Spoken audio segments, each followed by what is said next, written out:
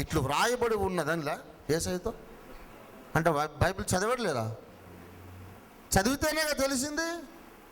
దేవుడు ప్రవక్తల లేఖనాలు రాయిస్తా ఉంటే ఒక కాపీ ఎత్తుకుపోయి వాడు చదువుకున్నాడు. ఓ ఇట్లా రాసావా, అవసరం వస్తే ఈ వచనం నాకు పనికొచ్చేటట్టే ఉంది, అండర్లైన్ చేసుకున్నాడు వాడు బైబిల్లోని కొన్ని వచ్చిన అండర్లైన్ చేసుకొని భక్తులు పాడు చేయడానికి, సంఘాలు పాడు చేయడానికి అవి వాడుకుంటున్నాడు. ఓహో ఈ వచనం బాగుంది, దీని ద్వారా యేసు దేవుడు కాడు అనే బోధ పుట్టించవచ్చు, అండర్లైన్ చేసుకున్నాడు. ఈ వచనం బాగుందే, దీని ద్వారా వాయిద్యములు వాయించొద్దనే బోధ పుట్టించవచ్చు అని వాడు బైబిల్లోని వచనాలు వాడుకునే కదా దుర్బోధనాన్ని పుట్టించడం. బైబిల్ చదువుకొని కొటేషన్ యేసయ్యకే చెబుతున్నాడు. బైబిల్ ఉంటే రాడా? ఎందుకు రాడు? దేవుని బిడ్డల దగ్గరికి వాడు రాడు అనేది కేవలము అమాయకత్వం, అజ్ఞానం. అసలు ఖచ్చితమైన సత్యం చెబుతున్నా, దేవుని బిడ్డల దగ్గరికే వాడు వస్తాడు. వారి పనంతా ఇక్కడే ఉంది. కళ్ళు కాంపౌండ్కి, సినిమా హాల్కి, వ్యభిచారం కొంపల కాడ పోడు. అక్కడ ఉన్నది నా సరికేనయ్యా, మా వాళ్ళేగా వాళ్ళు. ఇంకా వాళ్ళని ఇంకా చేయడానికి ఏముంది? ఆల్రెడీ నాకు చేతి నిండా దొరికిపోయారు. నా రాజ్య పౌరులే, నా అనుచరులు, నా సహచరులు. ఇక వాళ్ళని మళ్ళా నేను చెడగొట్టడానికి ఏముంది? ఎవడైనా పాలుంటే పాలను తోడేసి పెరుగు చేస్తాడు, కానీ ఆల్రెడీ పెరుగు తెచ్చి పెరుగును మళ్ళీ తోడేస్తాడు? పెరుగును తోడేయడు ఎవడైనా, పాలను తోడేస్తాడు. బాగున్న వాళ్ళను పాడు చేయడానికి సైతాన్ వస్తాడు, కానీ ఆల్రెడీ చెడిపోయిన వాళ్ళ దగ్గరికి వాడు వెళ్ళి టైం వేస్ట్ చేసుకోడు. వాడు చాలా జ్ఞాని. మన దగ్గరకు వస్తాడు, వాక్యం బాగా చెబుతూనే పక్కన చేరి జో జో జో జో లాలి లాలి అమ్మ లాలమ్మ లాలి అని మన వాక్యం వింటూ వింటూ హాయిగా పరలోక దర్శనాలు చూసేదమ్మా. వాడు జో కొట్టడానికి వస్తాడు ఇక్కడికి. ఒక అమ్మగారు ఉండేది, ముందు వరుసలో కూర్చొని ఎప్పుడు నిద్రపోయేది. అసలు ఎందుకు వస్తుందో తెలియదు. విజయవాడలో ఆ చుట్టుపక్కల ఎక్కడ మీటింగ్ పెట్టినా అమ్మగారు ముందు వరుసలో ఉంటుంది. నోరు తెచ్చి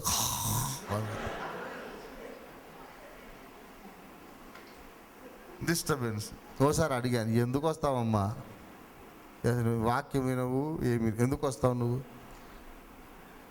అంటే, ఎందుకు బాబుగారు అలాగన్నారు? దేవుని సన్నిధికి రావద్దా అంటే, వస్తున్నావు ఏమి లాభం, నిద్రపోతున్నావు కదా. అదేనండి మరి దేవుని మహిమ. ఇంట్లో బాబుగారు రాత్రంతా అటు ఇటు దొరికినా సరే నిద్ర రాదండి, మనశ్శాంతి ఉండదండి. దేవుని సన్నిధిలో ఎంత ప్రశాంతత, ఎంత సమాధానం. దేవుని సన్నిధికి రాగానే మనసంతా ప్రశాంతంగా అయిపోయి అందుకొస్తుందంట. ప్రశాంతత కాదు, ఏం కాదు. వాడు సైతానుగా వచ్చి జోగొడుతున్నాడు. చూడారా, మనలను పాపములో పడవేయడానికి సాతాను మన ప్రక్కనే ఉంటాడు. దేవుని కొరకు నీవు ఎంతగా సమర్పించుకుంటావు, ఎంత రోషముతో, ఎంత పట్టుదలతో నీవు జీవిస్తావో అంత పట్టుదలతో వాడు కూడా నిన్ను పాడు చేయడానికి ప్రయత్నిస్తాడు. ఒక ప్రాముఖ్యమైన విషయం చెబుతున్నాను, వినండి. దేవుని బిడ్డల జీవితాలలో కూడా Satan has some colonial empire అని ఒక మాట విన్నారో లేదు. బ్రిటిష్ వలస రాజ్యం, తెలుగులో వలస రాజ్యము, తెలుగులో ఏమంటారు? వలస రాజ్యము. ఇంగ్లీష్లో కలోనియల్ ఎంపైర్, కాలనీ అనే మాట నుండి వచ్చింది. కలోనియల్ ఎంపైర్, వలస రాజ్యం అంటే అర్థం ఏంటంటే అసలు సింహాసనం ఎక్కడో ఉంటుంది, చక్రవర్తి సామ్రాట్టు ఎక్కడో ఉంటాడు, వాళ్ళ ప్రతినిధులు వెళ్ళి ఎక్కడో రాజ్యం చేస్తుంటారు. అసలు రాజుగారు రాడు. అక్కడికి వెళ్ళి వేరే వాళ్ళని పెట్టేసి నియమించేసి ఇక వాళ్ళ ద్వారా ఇండైరెక్ట్గా పరిపాలన చేస్తుంటాడు. దైవ సేవకుల జీవితాలలో, దేవుని బిడ్డల జీవితాల్లో సాతానుకు వలస రాజ్యములు ఉన్నవి. We have to understand this. ఎలా చేస్తాడంటే వాడు సైతాను కొన్ని దశలలో పనిచేస్తాడు. డిమనాలజీ చాలా పెద్ద సైన్స్. ఇది ఒక పట్టణ అయిపోయేది కాదు. ప్రేరేపించుట ఒక విధంగా పనిచేస్తాడు. ఏమండి, ఆలోచన పుట్టించుట, తర్వాత ఆవహించుట, ఏమండి, పొసెషన్ వేరు. సాతాను ప్రేరేపణకు లోబడిన వాళ్ళందరూ దయ్యం పట్టినోళ్ళు కాదు కదా. మీకు తెలుసు కదా, గలతీ పత్రికలో అన్నాడు, ఓ గలతీయులారా, ఈ ప్రేరేపణ మిమ్మల్ని పిలుస్తున్న వాని వలన కలుగలేదు. అంటే ఈ ప్రేరేపణ ఎవరి ద్వారా కలిగింది? సాతాను వల్ల కలిగింది. మరి వాళ్ళకందరికి దయ్యాలు పట్టినాయా? మరి దయ్యాలు పట్టలేదు. వాడు లోపల దూరడండి, పక్కన నిలబడతాడు, వచ్చి మన మనస్సులోకి హిప్నాటిజం లాగా మన మనస్సును వశపరుచుకొని కొన్ని తలంపులు పుట్టిస్తాడు. సాతాను ప్రేరేపణ, తర్వాత ఆవాహన. ఇస్కరియోతు యూదా హృదయములో ముందు సాతాను తలంపు పుట్టించెను, యేసును అప్పగించాలని తలంపు పుట్టించెను. తరువాత సాతాను వాని లోపల ప్రవేశించను. అంటే అప్పటిదాకా ప్రవేశం లేదు. ఆ ముక్క వాడు పుచ్చుకోగానే అప్పుడు సాతాను ప్రవేశించాడు. వాడు మన లోపల ప్రవేశించాడని కాదు, బయట ఉండి కొన్ని పనులు చెప్పి చేయిస్తుంటాడు. ఇక్కడే వలస రాజ్యం ఏర్పడుతుంది. బాగా వినండి, ఈ ఒక్క ముక్క చెప్పి ముగిస్తాను. మన శరీరములో ఏ భాగమును కానీ, మన వ్యక్తిత్వములో ఏ భాగమునైనా కానీ, హృదయములో మనస్సులో కొంత భాగమును కానీ ఇష్టపూర్వకముగా మనము సాతాను కార్యములకు ఇష్టపూర్వకముగా అప్పగించి పలుమార్లు అప్పగిస్తే ఆ ఏరియా మీద వానికి గ్రిప్ వస్తుంది, ఆ ఏరియా మీద పట్టు వస్తుంది. ఇక వాడు దాన్ని వశపరుచుకొని వలస రాజ్యంలాగా వెళుతుంటాడు. మిగతా నువ్వంతా దేవుని బిడ్డవే, ప్రసంగాలు చేస్తుంటావు, ప్రార్థనలు చేస్తుంటావు, జవాబులు వస్తుంటాయి, ఆత్మ రక్షణ పొందుతూ ఉంటారు. నీ జీవితంలో ఒక ఏరియా మాత్రం వాని గ్రిప్లో ఉంటుంది, అది మానుకోలేవు నువ్వు. ఉదాహరణ, కళ్ళతో చెడ్డ చూపులు చూడడానికి ఇష్టపడ్డావు అనుకో, కన్నులతో వ్యభిచార సంబంధమైన చూపులు చూడడానికి ఇష్టపడ్డావు. కళ్ళను ఒకసారి అప్పగించావు, 2 సార్లు అప్పగించావు, 100 సార్లు అప్పగించావు, 1000 సార్లు అప్పగించావు, నీ కన్నుల మీద సాతానుకు గ్రిప్ వస్తుంది. ఒక దశకు చేరుకుంటావు, నీవు పాపపు చూపులు చూడడం మానుకోలేవు. సాతానుకు గ్రిప్ వచ్చిందని నీవు గ్రహించవు. ఎప్పుడు గ్రహిస్తావు తెలుసా? చెప్తున్నా, ఎప్పుడు గ్రహిస్తావంటే ఏదో ఒక ప్రసంగములో నీవు హెచ్చరించబడి, అరే నేను ఇంత పాపము చేస్తున్నానే దేవా, ఇది మొదలుకొని నేను చూడను, ఇది మొదలుకొని చూడను అని తీర్మానం యథార్థంగా చేసుకుంటావు. అప్పుడు గ్రహిస్తావు అది మానుకోవడం నీ వశములో లేదు. నిన్ను మించిన బలమైన శక్తి ఏదో నిన్ను పట్టి లోపరుచుకున్నదని అప్పుడు తెలుస్తుంది. మారు మనసు పొందుదాం, ఈ పాపకార్యానికి దూరం అవుదామని నువ్వు ప్రయత్నించేదాకా నీకు తెలియదు ఎంత బలంగా నిన్ను వాడు అదుపు చేస్తున్నాడో. అంతవరకు నువ్వు అనుకుంటున్నావు నేనే సరదాగా చూస్తున్నానేమో అనుకుంటావు. నీవు సరదాగా చూడటం కాదు, వేరొక యొక్క బలమైన శక్తిని కళ్ళను అలా ఉపయోగించుకుంటుందని నీకు తెలీదు. ఇప్పటి నుంచి నా కళ్ళను నేను పాపానికి అప్పగించను అని స్థిరంగా తీర్మానం చేసుకోగానే నీకు అర్థమవుతుంది, అమ్మో నన్ను మించిన బలమైన శక్తి ఏదో ఇక్కడ పనిచేస్తుంది. అప్పుడు అర్థం చేసుకుంటాం. దేవుని బిడ్డలారా, అలాగే నీ పెదవులతో కొంతమందికి చెడ్డ మాటలు పలకడం అలవాటు. దైవ సేవకులు కూడా అవలీలగా బూతు మాటలు మాట్లాడేస్తారు. కొంచెం కోపం వస్తే చెడ్డ మాట వచ్చేస్తుంది. దైవ సేవకులు, ప్రసంగికులు కాస్త ఏదన్నా వ్యవహారంలో కొంచెం తేడా రాగానే బండబూతులు మొదలు పెట్టేస్తారు. అది తప్పని అనుకోడు ఆయన, మామూలే అనుకుంటాడు. కోపం వచ్చిందో ఒక మాట అన్నాను,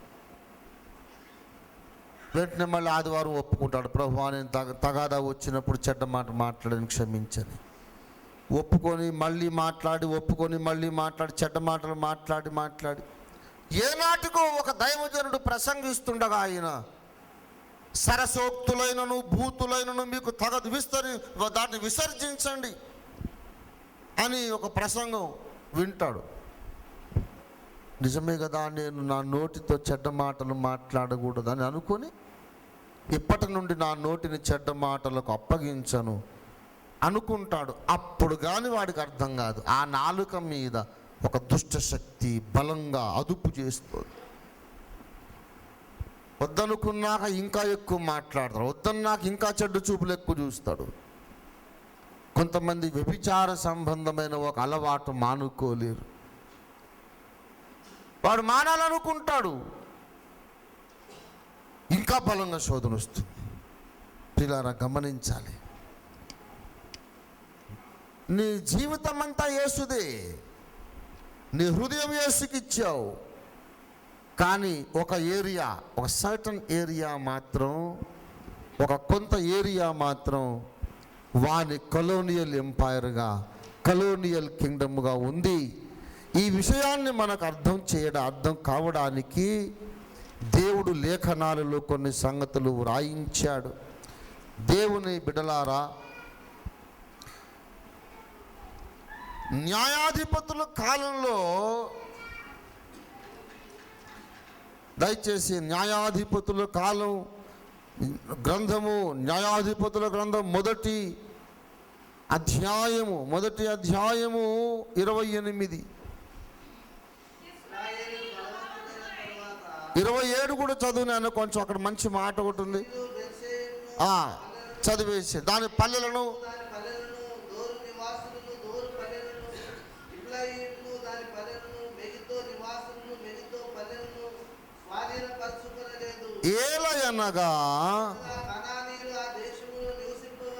ఏలయనగా కనానీయులు ఆ దేశములో నివసించవలెనని గట్టి పట్టి ఉండిరి.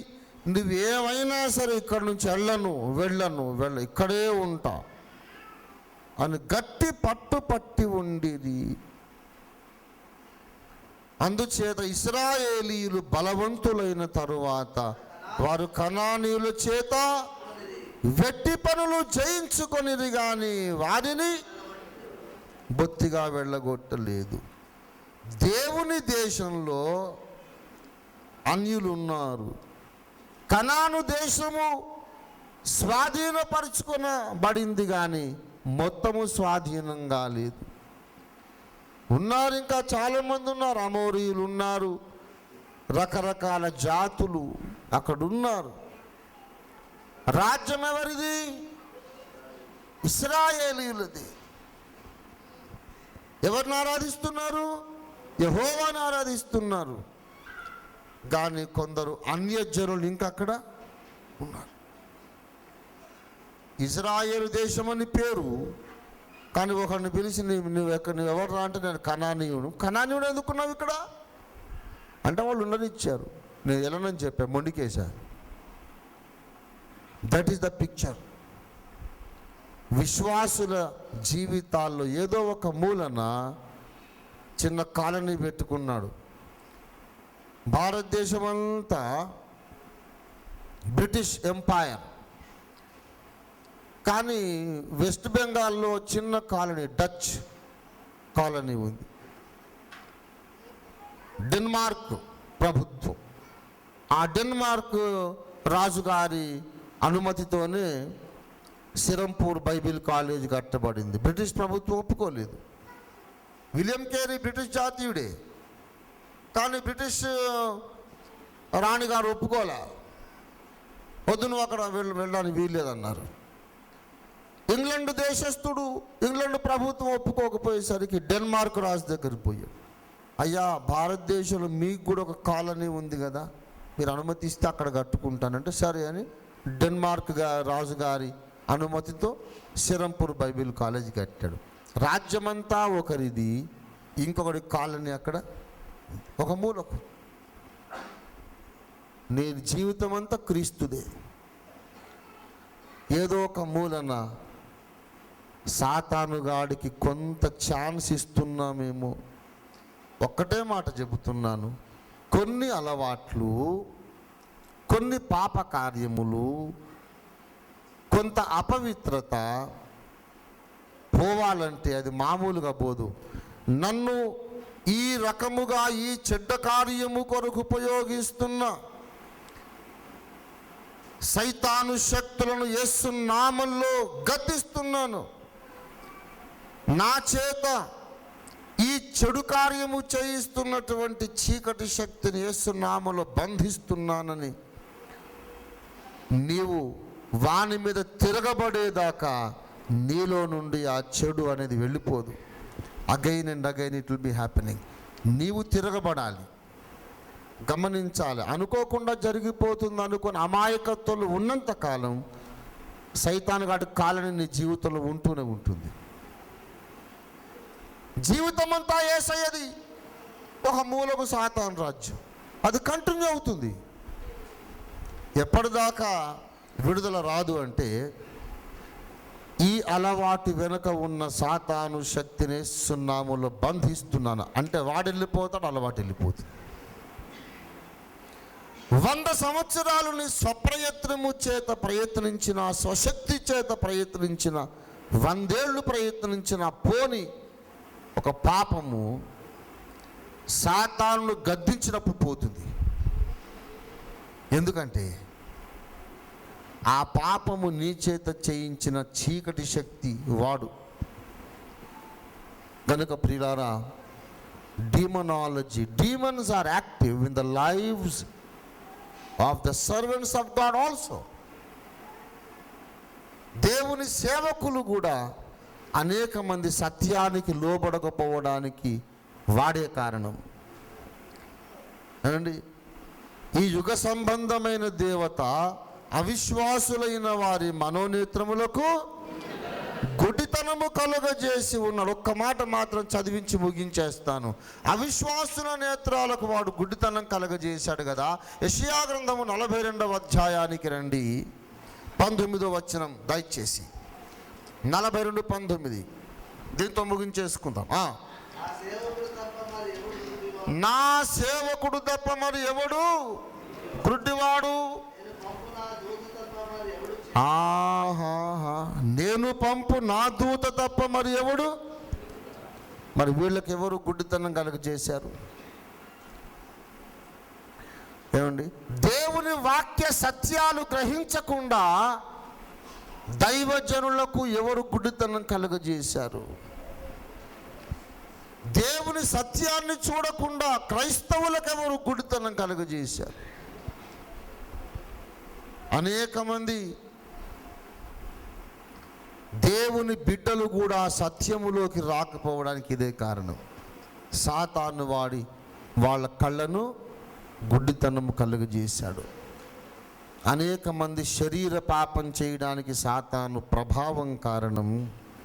అనేక మంది వాక్య సత్యము మీద తిరుగుబాటు చేయడానికి సాతాను కారణం.